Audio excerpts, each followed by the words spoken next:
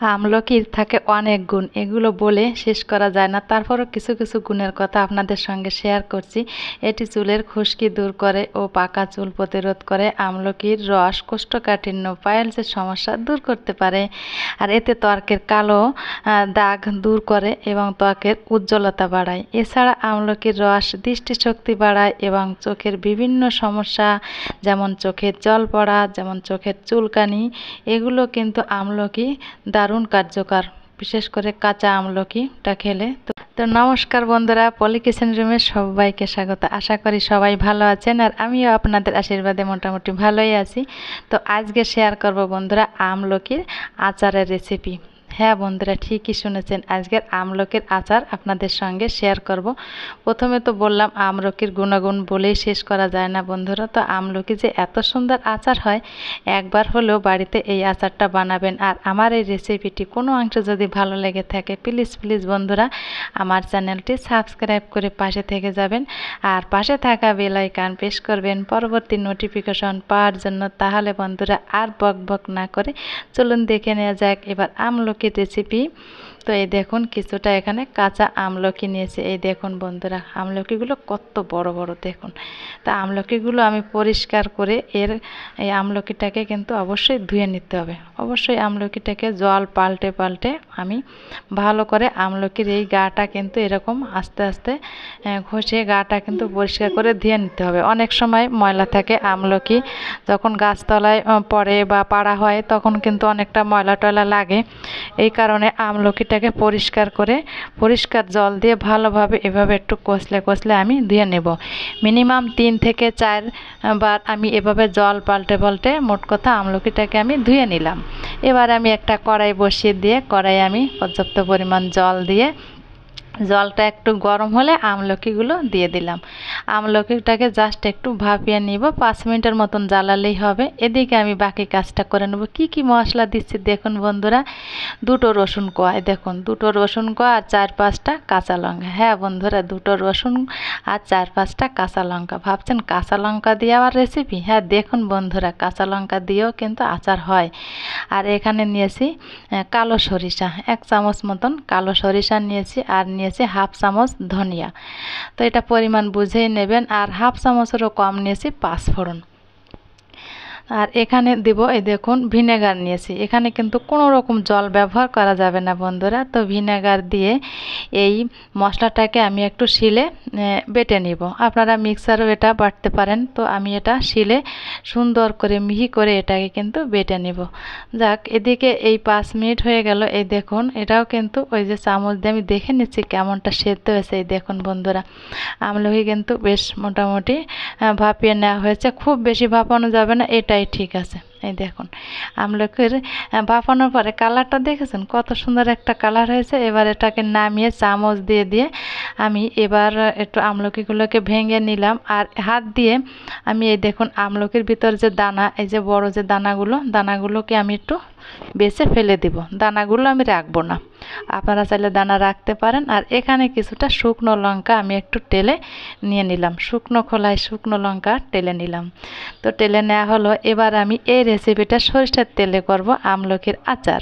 তো সরিষার তেলটা ভালোভাবে গরম করে এবার আমি একটা তেজপাতা মাঝখান থেকে ছিঁড়ে দিলাম আর শুকনো লঙ্কা আর 2 কোয়া রসুনের পরিমাণটা একটু কমই দিতে হবে। তো আর ওদিকে আমি শুকনো লঙ্কাটাকে টেলে একটু গুঁড়ো করে নিয়েছি, জাস্ট চিলি ফ্লেক্স বানিয়ে নিয়েছি। আপনারা এইভাবে বানাতে পারেন।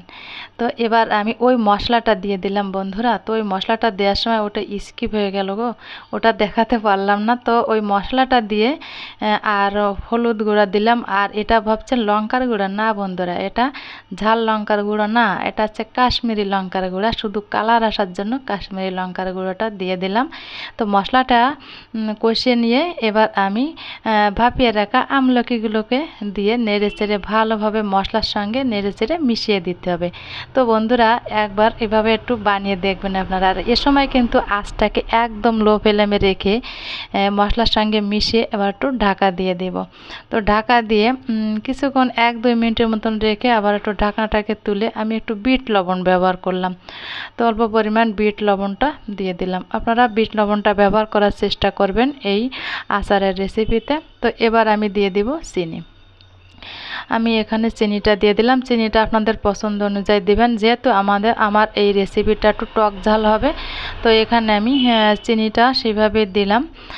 মোরব্বা কিন্তু না, আমের আচারে যে মোরব্বা, আমলকির আচার মোরব্বা করতে গেলে আরও চিনির দরকার, কিন্তু মোরব্বা তো আমি করছি না, এটা একটু টক ঝাল মিষ্টি হবে, এজন্য চিনিটা আমি একটু বুঝেই দিলাম। তো চিনিটা দিয়ে আবার একটু ঢাকা দিয়ে এটাকে জ্বালিয়ে নিতে হবে। মাঝে মাঝে ঢাকা দিচ্ছি, আর মাঝে মাঝে ঢাকাটা তুলে একটু নেড়ে চেড়ে দিতে হবে, যাতে তলার থেকে লেগে না যায়।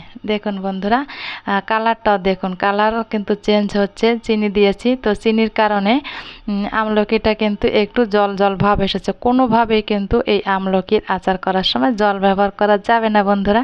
আমি কিন্তু এই পর্যন্ত কোনো জল ব্যবহার করিনি, আর লাস্টে যেও আমি জল ব্যবহার করব না। দেখতেই তো পেলেন, মশলাটা কিন্তু আমি করলাম, তাও কিন্তু আমি জল দিলাম না।